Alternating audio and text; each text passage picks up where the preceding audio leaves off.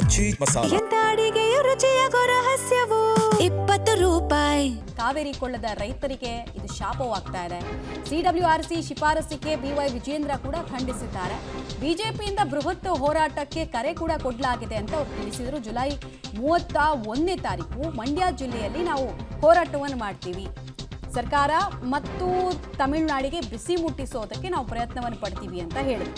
ರಾಜ್ಯದ ಮುಖ್ಯಮಂತ್ರಿಯಾಗಿ ನಮ್ಮ ರೈತರಿಗೆ ಅನ್ಯಾಯವನ್ನು ಇವರು ಮಾಡ್ತಿದ್ದಾರೆ ಅಂತ ಬಿವೈ ವಿಜೇಂದ್ರ ಸರ್ಕಾರದ ವಿರುದ್ಧ ವಾಗ್ದಾಳಿಯನ್ನು ನಡೆಸಿದ್ರು. ಅಂದ್ರೆ ಸಮರ್ಪಕವಾಗಿ ಇವರು ಹೋಗಿ ವಾದ ಮಂಡನೆ ಮಾಡಿಲ್ಲ ಕರೆಕ್ಟಾಗಿ ಅನ್ನೋದು ಬಿವೈ ವಿಜೇಂದ್ರ ಅವರ ಭಾವನೆ. ಭಾರತೀಯ ಜನತಾ ಪಾರ್ಟಿ ನಾಡಿದ್ದು 31ನೇ ತಾರೀಕು ಮಂಡ್ಯದಲ್ಲಿ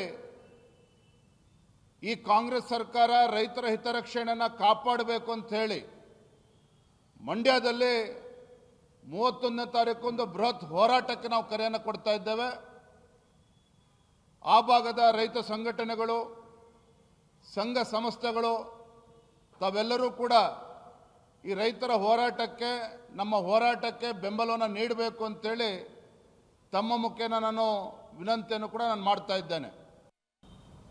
Kaveri water regulation committee CWRC ಕೊಟ್ಟಿರ್ತಕ್ಕಂಥ ತೀರ್ಮಾನ ಕಾವೇರಿ ಕೊಳ್ಳದ ರೈತರಿಗೆ ಬರ ಎಳೆದಂತೆ ಆಗಿದೆ. ರಾಜ್ಯದ ಮುಖ್ಯಮಂತ್ರಿಗಳು ಕೆಲವು ದಿನಗಳ ಹಿಂದೆ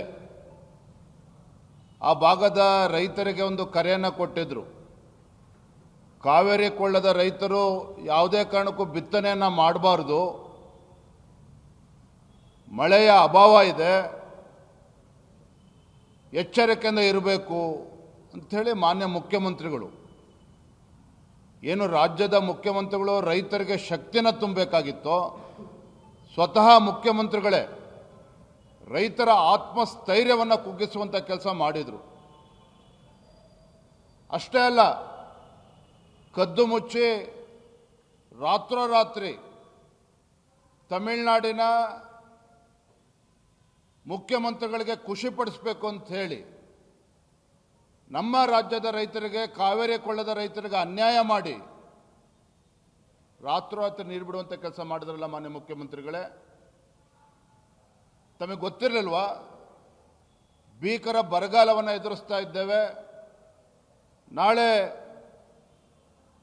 CWRCಯಿಂದ ಮುಂದೆ ಇಂಥ ತೀರ್ಮಾನ ಬರ್ಬೋದು ಅಂತಕ್ಕಂಥ ಊಹೆ ತಮಗಿರಲಿಲ್ವಾ? ಯಾಕಿಂತ ಕಪಟ ನಾಟಕವನ್ನು ಆಡ್ತಾ ಇದ್ದೀರಿ? ಇವತ್ತು ಕಾವೇರಿ KRS ಜಲಾಶಯದಲ್ಲಿ 17.39 TMC ಅಷ್ಟು ನೀರು ಸ್ಟೋರೇಜ್ ಇದೆ. ಅದರಲ್ಲಿ 5 TMC ಅಷ್ಟು ಡೆಡ್ ಸ್ಟೋರೇಜ್.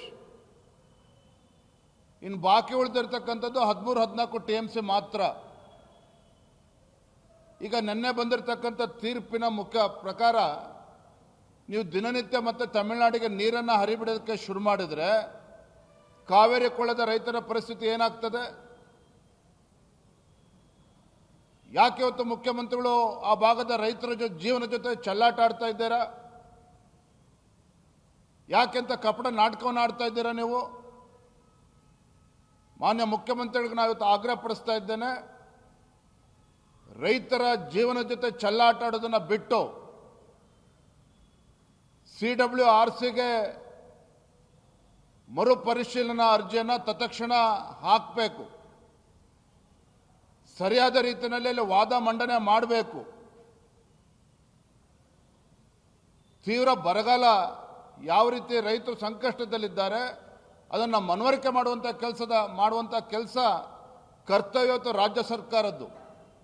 ಇಷ್ಟು ಬಾರಿ ಡೆಲ್ಲಿಗೆ ಹೋಗ್ಬರ್ತೀರಿ ಕ್ಯಾಬಿನೆಟ್ ಎಕ್ಸ್ಪೆನ್ಷನ್ ಅಂತೇಳಿ, ಯಾಕೆ ವಕೀಲರನ್ನ ಕೂರಿಸಿ ಚರ್ಚೆ ಮಾಡೋದಕ್ಕೆ ಸಾಧ್ಯ ಆಗಲಿಲ್ಲ ನಿಮಗೆ ಮಾನ್ಯ ಮುಖ್ಯಮಂತ್ರಿಗಳಿಗೆ? ಇಂಥ ದ್ರೋಹ ಬಗೆಯುವಂಥ ಕೆಲಸ, ರೈತರಿಗೆ ದ್ರೋಹ ಬಗೆಯುವಂಥ ಕೆಲಸ ನೀವು ಮಾಡಬಾರ್ದು. ಭಾರತೀಯ ಜನತಾ ಪಾರ್ಟಿ ನಾಡಿದ್ದು 31ನೇ ತಾರೀಕು ಮಂಡ್ಯದಲ್ಲಿ ಈ ಕಾಂಗ್ರೆಸ್ ಸರ್ಕಾರ ರೈತರ ಹಿತರಕ್ಷಣೆಯನ್ನು ಕಾಪಾಡಬೇಕು ಅಂತ ಹೇಳಿ ಮಂಡ್ಯದಲ್ಲಿ 31ನೇ ತಾರೀಕು ಬೃಹತ್ ಹೋರಾಟಕ್ಕೆ ನಾವು ಕರೆಯನ್ನು ಕೊಡ್ತಾ ಇದ್ದೇವೆ. ವಿಜೇಂದ್ರ ನೋಡಿದ್ರಿ, ರಾಜ್ಯವ್ಯಾಪಿ ಜನರ ಭಾವನೆ ಇದೇ ಆಗಿದೆ. 2 ವರ್ಷ ಈ ತಲೆನೋವು ಇರಲಿಲ್ಲ. 2025 ಉತ್ತಮವಾದಂತಹ ಮಳೆ ಆಗಿತ್ತು, 24ರ ನಂತರ ಉತ್ತಮವಾದಂತಹ ಮಳೆ ಆಗಿತ್ತು. ಬಟ್ ಈಗ ಮತ್ತೆ ಸಂಕಷ್ಟದ ಪರಿಸ್ಥಿತಿಯಲ್ಲಿ ನಾವಿದ್ದೀವಿ. ಇದಕ್ಕೆ ಸಂಕಷ್ಟ ಪರಿಹಾರ ಸೂತ್ರ ಸರ್ಕಾರ ಹೇಗೆ ಮಾಡುತ್ತೆ, ಇದು ರೈತರಿಗೆ ನೆರವಾಗುತ್ತಾ ನೋಡಬೇಕು. ಆಮೇಲೆ ನಾವು ಆಗಲೇ ಹೇಳ್ತಾ ಇದ್ವಿ ನಿಮಗೆ, ಮಾನವೀಯತೆ ದೃಷ್ಟಿಯಿಂದ ಕುಡಿಯೋ ನೀರನ್ನು ಕೇಳಿದಿದ್ರೆ ಅದು ವಿಚಾರನೇ ಬೇರೆ ಇರ್ತಿತ್ತು. ಅವರ ಕುರುವಾಯಿ ಬೆಳೆಗೆ ಅವ್ರು ಕೇಳ್ತಾ ಇರೋದು. ಪ್ರತಿ ಸಲ ಕೂಡ ನಾವು ವಿಶ್ವದಲ್ಲಿ ಯಾರೂ ಬೆಳೆಯನ್ನು ಬೆಳಿತೀವಿ, ನಮಗೆ ನೀರು ಬಿಡಬೇಕು, ನಮ್ಮಲ್ಲಿ ನೀರಿದ್ರೂ ನಿಮ್ಮಿಂದ ನೀರು ಬಿಟ್ರೇನೆ, ಆ ನೀರಿನಿಂದ ಬೆಳೆದ್ರೇ ನಮ್ಮ ಬೆಳೆ ತೆಗೆಯೋದು ಅನ್ನೋ ಭಾವನೆಯನ್ನು ಈ ತಮಿಳುನಾಡು ತೋರಿಸ್ತಾ ಇರುತ್ತೆ. ಈ ಕಾರಣಕ್ಕೆ ನಮ್ಮ ರೈತರಿಗೆ ಅನ್ಯಾಯ ಆಗ್ತಾ ಇದೆ. ಆಮೇಲೆ 3,500 ಕ್ಯೂಸೆಕ್ ಅಂತ ಅಂದರೆ 15 ದಿನದಲ್ಲಿ 3 TMC ಅಲ್ಲೇ ಹೋಯ್ತು. ರಾಜ್ಯ ಸರ್ಕಾರಕ್ಕೆ CWRC ಆದೇಶ ತಲೆನೋವಾಗಿದೆ. KRSನಲ್ಲಿ ಸದ್ಯಕ್ಕೆ ನಮಗಿರೋದು 17 TMC ನೀರು ಮಾತ್ರ. ತಮಿಳುನಾಡಿಗೆ 15 ದಿನದಲ್ಲಿ 4.5 TMC ನೀರನ್ನು ಹರಿಸಬೇಕಾಗಿದೆ. ಪ್ರತಿನಿತ್ಯ 3,500 ಕ್ಯೂಸೆಕ್ ನೀರನ್ನು ಹರಿಸಿ 4 TMC ಅಷ್ಟು ನೀರನ್ನು ಬಿಡಬೇಕು ಅಂತ. ಬಟ್ ಬರ ಪರಿಸ್ಥಿತಿಯನ್ನು ಮಂಡ್ಯ ಜಿಲ್ಲೆ 7 ತಾಲೂಕು ಎದುರಿಸ್ತಾ ಇದೆ. ಅಂದರೆ 83% ಮಳೆಯ ಕೊರತೆ ಇದೆ. ಮಳೆ ಬಾರದೇ ಇದ್ದರೆ ಬೆಂಗಳೂರು ಸೇರಿ ಮಂಡ್ಯ, ಮೈಸೂರು ಭಾಗದ ಜನರಿಗೆ ವಿಪರೀತ ಸಮಸ್ಯೆ. ನಮಗೆ ಕುಡಿಯೋ ನೀರಿನ ಸಮಸ್ಯೆ ಆಗುತ್ತೆ. ಅಲ್ಲಿ ಆಲ್ರೆಡಿ ಒಂದು ಸುತ್ತಿನ ಬೆಳೆಯನ್ನು ಬೆಳೆಯೋ ಪ್ರಯತ್ನವನ್ನು ಮಾಡಿದರು. ಬೆಳೆ ಎಲ್ಲವೂ ಕೂಡ ಒಣಗೋಗಿದೆ ನೀರಿಲ್ಲದ ಕಾರಣಕ್ಕೋಸ್ಕರ. ಮತ್ತು DK ಶಿವಕುಮಾರ್ ಅವ್ರು ಏನು ಹೇಳಿದ್ರು ಕಳೆದ 1 ತಿಂಗಳ ಹಿಂದೆ, ನೀವು ಮಳೆ ಆಶ್ರಿತ ಬೆಳೆಗಳನ್ನು ಸದ್ಯಕ್ಕೆ ಹೊಸದಾಗಿ ಏನು ಬೆಳೆಯೋದಕ್ಕೆ ಹೋಗಬೇಡಿ, ಈ ಬಾರಿ ಕಷ್ಟ ಇದೆ ಪರಿಸ್ಥಿತಿ ಅಂತ ಹೇಳಿದ್ರು. ನಮಗೆ ಬೆಳೆನೇ ಬೆಳಿಬೇಡಿ ಅಂದ್ಬಿಟ್ಟು ಅಲ್ಲಿ ಕೊಡ್ತಾ ಇದ್ದೀರಲ್ಲ, ಏನಿದು ಕತೆ ನಿಮ್ಮದು? ಹೀಗೆಲ್ಲ ಇದ್ರೆ ಆಗಲ್ಲ ಅನ್ನೋದು ರೈತರ ಪ್ರಶ್ನೆ.